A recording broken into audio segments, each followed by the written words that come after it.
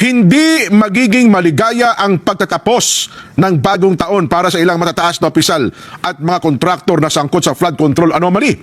Sa halip na handaan, ba talaga, sa halip daw pong mamantikaan ang kanilang nguso at maghanda sa kanilang tahanan, sa loob ng selda, sasalubungin ng mga akusado ang pagpapalit ng bagong taon.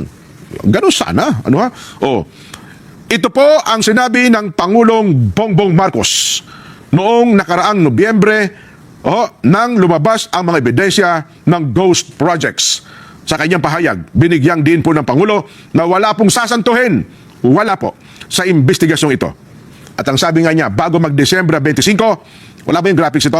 Pakita niyo, baka sabihin kinukwento mo lang dyan baka katang isip mo lang yan Sabi ng Pangulong Bongbong, bago mag-Disyembre 25, marami dito sa napangalanang ito, palagay ko, matatapos na ang kaso nila. Buo na yung kaso, makukulong sila. Wala silang Mary 25.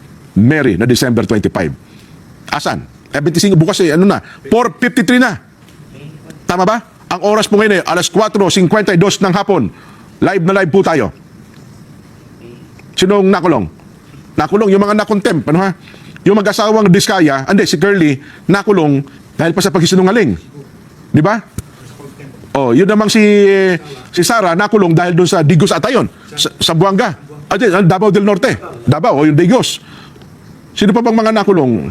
Yung sina Bryce at saka sina Alcantara, yung BGC Boys. Tapos yung andito yung regional director ng Region 4B, 'di ba? Sina Pakanan. Yun na din ang mga nakulong Sino pa ba? Nako.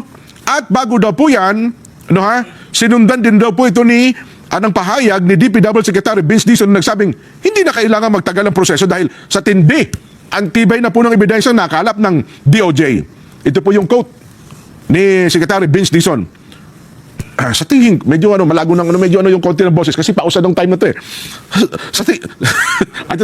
basahin nyo na lang Sa tingin ko, sa kulungan sila magde-December 25. Ayan, linggo na lang ang binibilang dyan dahil pagkaupo ni Ombudsman ay sinimulan na agad ang proseso.